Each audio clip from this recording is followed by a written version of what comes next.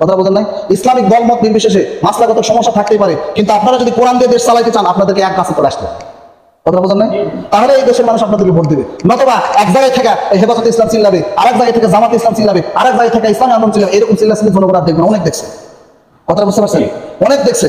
কারণ আজকাল পাবলিক সব চালা। কথা বোঝেন না? কে কি করতেছে পাবলিক দেখতেছে না? দেখতেছে, তারপরে ভোটের সময় টাকা পাবে। কথা বুঝতে পারছেন? হযরত ওমর এই বস্তাটা এনে যখন ওই বুড়িমার কাছে ফেলাইয়া দিছে, বুড়িমাকে বলতেছে যে মা, আপনি একটু গরম পানিতে আটাটা সিদ্ধ করে নেন, আমি ওমর আপনাকে তরকারি কাটার জন্য একটু সাহায্য করতেছি, দেখেন। বুড়ি আটা গরম করার জন্য যখন গরম পানি দিয়েছে, হযরত ওমর নিজে তরকারি কেটে দিচ্ছে। এই এমন কোন অর্ধ পৃথিবীর খলিফা আছে যে সে তরকারি কেটে দিবে কাউকে? কথা বলেন না কেন? হ্যাঁ, দিবে। নিজে যখন তরকারি কাটার কাজে সাহায্য করলেন, বুড়িমা যখন রুটিটা বেললেন, রুটি বেলার পর রুটিটা শিখলেন, 5-6টা রুটি যখন জমা হয়ে গেল, হযরত ওমর বলতেছে বুড়িমা তরকারিটা এখন উঠাইয়া দেন।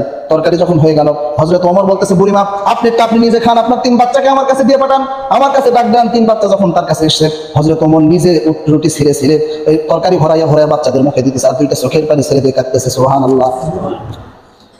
এবার হযরত ওমর ডাক দিয়ে বলতেছে বুড়িমা, আপনি গতকাল আগামীকালকে আপনি ওমরের কোষাগারে যাবেন, ওখানে গেলে আমি আপনাকে অনেক কিছু আরো নিয়ে দিতে পারবো।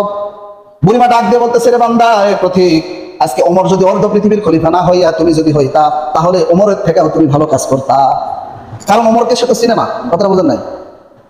রাত্রিবেলা গিয়ে এভাবে মানুষের খোঁজ নিচ্ছে। আর বুড়িমা কি বলতেছে যে আজকে ওমর যদি অর্ধ পৃথিবীর খলিফা না হয়ে তুমি হইতা, তাহলে ওমরের থেকে তুমি আরো ভালো কাজ করতে পারো। তার বুড়ি তো ওমরকে সিনেমা বলতেছে, ঠিক আছে বাবা। ওমর বাহিরে এসে 2টা চোখের পানি ছেড়ে দিয়ে আল্লাহর কাছে হাত তুলে বলতেছে, আল্লাহ, সর্বপ্রথম এখনই এই বুড়ি যে দোয়াটা আমার জন্য করলো, আপনি আল্লাহ এই দোয়াটা কবুল করে নিন, সুবহানাল্লাহ। পরের দিনে যখন বুড়িমা রাষ্ট্রীয় কোষাগারে গেলেন, গিয়ে দেখলেন যে যেই প্রতীককে আমি হেয় প্রতিমান করেছি, যেই প্রতীককে আমি নিজে বলেছি যে ওমর না হয়ে তুমি যদি এই অর্ধ পৃথিবীর খলিফা হইতা, তাহলে ওমরের থেকে তুমি ভালো কাজ করতা। আজকে তো দেখি সেই ওমর। কাজ লাগছে না? হ্যাঁ, আজকে দেখি কি সে নিজেই ওমর। বুড়িমা ধরে গিয়ে ওমরের পা ধরে বলতেছে, বাবা, আমি বিশাল করে একটা ভুল করে ফেলেছি, আমি তোমাকে চিনি নাই। ওমর ডাক দিয়ে বলতেছে, বুড়িমা, আপনি আমাকে গালি দেন, মন্দ করেন, যা ইচ্ছা তাই করেন, আমার পা ধরার কোনো দরকার নাই। কঠিন কিয়ামতের মাঠে আল্লাহ যখন আমাকে ধরবে, আপনি বুড়ি এসে একটু আমাকে সাহায্য করবেন, আমার পক্ষে সাক্ষী দিবেন। সুবহানাল্লাহ বলেন না? আমার পক্ষে কি করবেন? সাক্ষী দিবেন। হযরত ওমর যদি চাইতো অর্ধ পৃথিবীর খলিফা প্লাস সে জান্নাতের সার্টিফিকেট দুনিয়াতেই পাইছে। কথা বুঝেন নাই? মুসলিমদের ভিতরে, সাহাবীদের ভিতরে সে 2য় নম্বর সাহাবী, সে যদি চাইতো ওই বুড়িকে হেও মনে করে চলে যেতে পারতো না? হ্যাঁ, কিন্তু গিয়েছে? যায় নাই। দেখেন হযরত ওমরের কি পাওয়ার ছিল, কি শাসন ব্যবস্থা ছিল। আরেকটা উদাহরণ, টিসিবির যে মাল 10 টাকা কেজি নিত, 10 টাকা কেজি একটা চাল ঢোকে বাংলাদেশ, আপনারা পান কি জানি না আমি, সেই চাল এখন 15 টাকা কেজি হয়ে গেছে। কেন? 5 টাকা কেন বৃদ্ধি হলো? কথাটা বোঝেন না? এগুলা বলতে গেলে আমরা মৌলবাদ, এগুলা বললে আমরা খারাপ। যে পাবলিক আওয়ামী লীগ সরকার থাকতে, স্বৈরাচার সরকার থাকতে 10 টাকা কেজি চাল খাইলো, এখন কেন 15 টাকা কেজি? কথা বোঝেন নাই? ইমাম মুয়াজ্জিনের জন্য 36 লাখ না কত লাখ টাকা গোটা বাংলাদেশ দিয়ে দিছে। 1 টাকা কি আমরা পাইছি? আমাদের পাইছেন? হ্যাঁ, 1 টাকা পাইছেন? এই টাকাগুলো গেল কই? কে খাইলো? কথা বোঝেন নাই? এগুলা বললে আমরা মৌলবাদ। আজ থেকে 1500 বছর আগে হযরতে ওমর রাদিয়াল্লাহু তাআলা আনহু দুনিয়ার জমিনে অর্ধ পৃথিবীর বাদশা ছিলেন। একটা নয়, 2টা নয়, গোটা পৃথিবী যদি একটা হয়, তার অর্ধেক পৃথিবীর খলিফা ছিলেন আমিরুল মুমিনিন হযরতে ওমর। কে ছিলেন?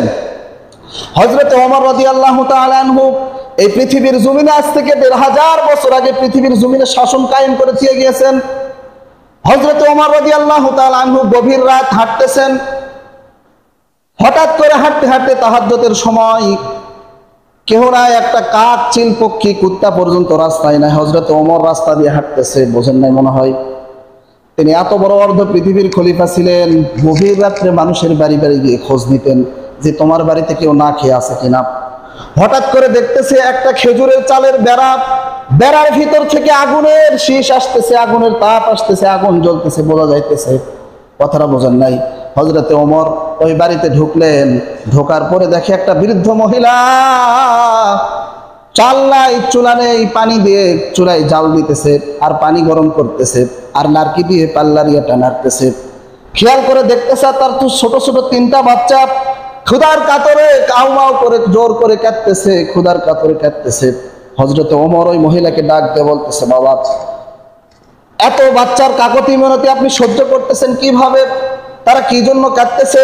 মহিলা ডাক দিয়ে বলতেছে, বাবা, সে তো আর ওমরকে চিনে না, বুঝেন নাই? বাবা আজকে 3 দিন যাবত 4 দিন যাবত হয়ে যায় আমার বাড়িতে কোনো খাবার নেই। আমরা মদিনার বাহিরে থেকে আসছিলাম, যেখানে শুনছি হযরত ওমর তিনি নাকি নাই পরানয় বাদশা কায়েম করেছে, তার কাছে আমরা কিছু সাহায্য চাঁদা নেওয়ার জন্য মদিনার বাহির থেকে এসেছিলাম। সুবহানাল্লাহ। কিন্তু যখনই আমরা তার কাছে ঢুকতে চাই, তার সামনে এত ভিড় আমরা ঢুকতে পারি না।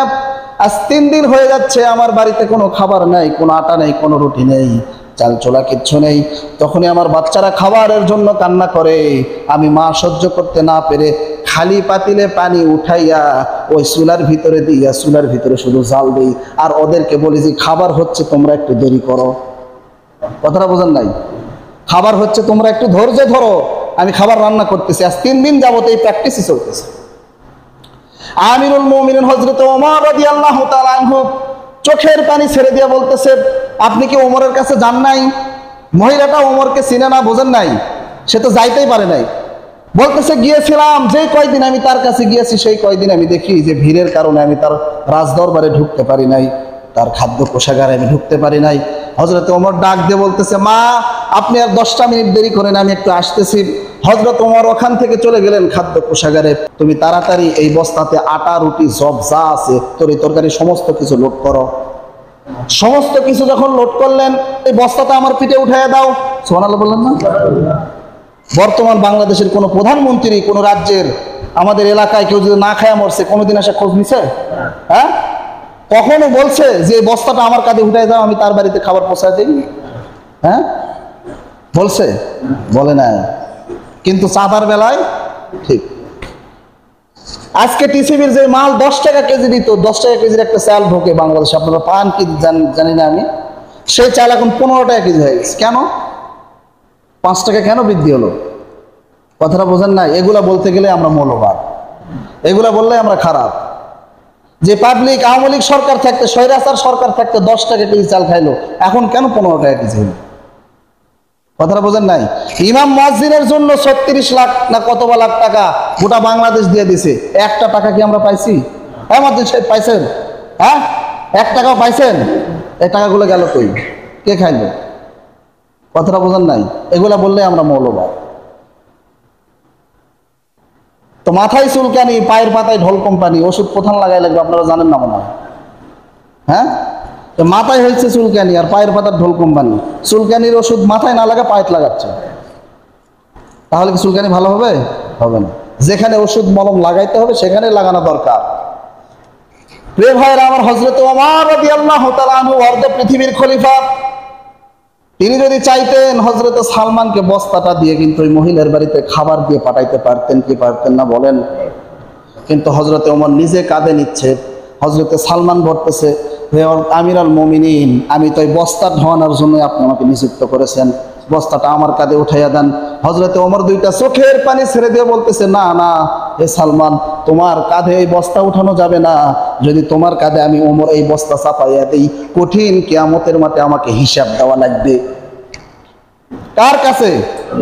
তোমার কাঁধে যদি আমি বস্তা চাপাইয়া দেই হে সালমান, কঠিন কিয়ামতের মাঠে আল্লাহ আমাকে ধরবে যে অমুক জায়গাতে 3 দিন যাবত একটা মহিলা না খেয়েছিল, তার বাচ্চারা না খেয়ে কষ্টে কাতরাচ্ছিল, তুমি ওমর কি করেছো?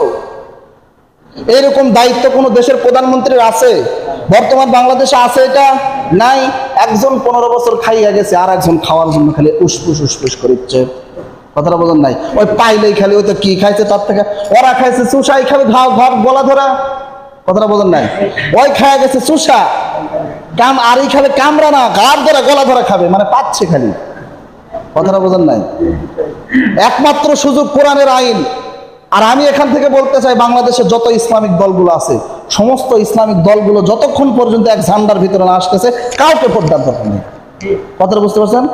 কোন আওয়ামী লীগ, বিএনপি, জামাত ইসলাম কাউকে ভোট দিবেন না যতক্ষণ পর্যন্ত ইসলামী দলগুলোর, কথাটা বোঝেন নাই? ইসলামিক দলমত নির্বিশেষে মাসলাগত সমস্যা থাকতেই পারে, কিন্তু আপনারা যদি কোরআন দিয়ে দেশ চালাইতে চান, আপনাদেরকে এক গাছের তলে আসতে হবে। কথাটা বোঝেন নাই? তাহলে এই দেশের মানুষ আপনাদেরকে ভোট দিবে। নতবা এক জায়গায় থেকে হেফাজতে ইসলাম চিল্লাবে, আর এক জায়গায় থেকে জামাতে ইসলাম চিল্লাবে, আর এক জায়গায় থেকে ইসলামী আন্দোলন চিল্লাবে, এরকম চিল্লাচিল্লি জনগণ আর দেখবেন। অনেক দেখছে। কথাটা বুঝতে পারছেন? অনেক দেখছে। কারণ আজকাল পাবলিক সব চালাক। কথাটা বোঝেন নাই? কে কি করতেছে পাবলিক কি দেখতেছে না? দেখতেছে, তারপরে ভোটের সময় টাকা খাবে। কথাটা বুঝতে পারছেন? হযরত ওমর এই বস্তাটা এনে যখন ওই বুড়িমার কাছে ফালাইয়া দিছে, বুড়িমাকে বলতেছে যে মা, আপনি একটু গরম পানি দিয়ে আটাটা সিদ্ধ করে নেন, আমি ওমর আপনাকে তরকারি কাটার জন্য একটু সাহায্য করতেছি, দেখেন। বুড়ি আটা গরম করার জন্য যখন গরম পানি দিয়েছে, হযরত ওমর নিজে তরকারি কেটে দিচ্ছে। এই এমন কোন অর্ধ পৃথিবীর খলিফা আছে যে সে তরকারি কেটে দিবে কাউকে? কথা বলেন না কেন? হ্যাঁ, দিবে? নিজে যখন তরকারি কাটার কাজে সাহায্য করলেন, বুড়িমা যখন রুটিটা বেললেন, রুটি বেলার পর যখন রুটিটা শিখলেন, 5-6টা রুটি যখন জমা হয়ে গেল, হযরত ওমর বলতেছে বুড়িমা তরকারিটা এখন উঠাইয়া দেন। তরকারি যখন হয়ে গেল, হযরত ওমর বলতেছে বুড়িমা, আপনারটা আপনি নিজে খান, আপনার 3 বাচ্চাকে আমার কাছে দিয়ে পাঠান, আমার কাছে ডাক দেন। 3 বাচ্চা যখন তার কাছে এসে, হযরত ওমর নিজে রুটি ছিঁড়ে ছিঁড়ে এই তরকারি ভরাইয়া ভরাইয়া বাচ্চাদের মুখে দিতেছে, আর 2টা চোখের পানি ছেড়ে দিয়ে কাঁদতেছে, সুবহানাল্লাহ। এবার হযরত ওমর ডাক দিয়ে বলতেছে বুড়িমা, আপনি আগামীকালকে আপনি ওমরের কোষাগারে যাবেন, ওখানে গেলে আমি আপনাকে অনেক কিছু আরো নিয়ে দিতে পারবো। বুড়িমা ডাক দিয়ে বলতেছে, রে বান্দা, এ পথিক, আজকে ওমর যদি অর্ধ পৃথিবীর খলিফা না হইয়া তুমি যদি হইতা, তাহলে ওমরের থেকেও তুমি ভালো কাজ করতা। কারণ ওমরকে সে তো চিনে না, কথাটা বোঝেন নাই? রাত্রিবেলা গিয়ে এভাবে মানুষের খোঁজ দিচ্ছে। আর বুড়িমা কি বলতেছে যে আজকে ওমর যদি অর্ধ পৃথিবীর খলিফা না হয়ে তুমি হইতা, তাহলে ওমরের থেকে তুমি আরো ভালো কাজ করতে পারতে। তার বুড়ি তো ওমরকে চিনে না। বলতেছে, ঠিক আছে বাবা।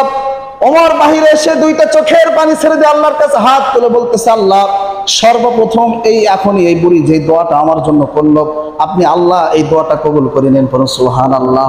পরের দিনে যখন বুড়িমা রাষ্ট্রীয় কোষাগারে গেলেন, গিয়ে দেখলেন যে যেই প্রতীককে আমি হেয় প্রতিমান করেছি, যেই প্রতীককে আমি নিজে বলেছি যে ওমর না হয়ে তুমি যদি এই অর্ধ পৃথিবীর খলিফা হইতা, তাহলে ওমরের থেকে তুমি ভালো কাজ করতা।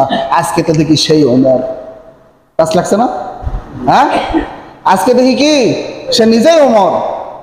বুড়িমা ধরে গিয়ে ওমরের পা ধরে বলতেছে, বাবা, আমি বিশাল বড় একটা ভুল করে ফেলেছি, আমি তোমাকে চিনি নাই। ওমর ডাক দিয়ে বলতেছে, বুড়িমা, আপনি আমাকে গালি দেন, মন্দ করেন, যা ইচ্ছে তাই করেন, আমার পা ধরার কোনো দরকার নাই। কঠিন কিয়ামতের মাঠে আল্লাহ যখন আমাকে ধরবে, আপনি বুড়ি এসে একটু আমাকে সাহায্য করবেন, আমার পক্ষে সাক্ষী দিবেন। সুবহানাল্লাহ বললেন না? আমার পক্ষে কি করবেন? সাক্ষী দিবেন। হযরত ওমর যদি চাইতো, অর্ধ পৃথিবীর খলিফা প্লাস সে জান্নাতের সার্টিফিকেট দুনিয়াতেই পাইছে। কথাটা বোঝেন নাই? মুসলিমদের ভিতরে, সাহাবীদের ভিতরে সে 2য় নাম্বার সাহাবী। সে যদি চাইতো, ওই বুড়িকে হেও মনে করে চলে যেতে পারতো না? হ্যাঁ, কিন্তু গিয়েছে? যায় নাই। দেখেন হযরত ওমরের কি পাওয়ার ছিল, কি শাসন ব্যবস্থা ছিল। আরেকটা উদাহরণ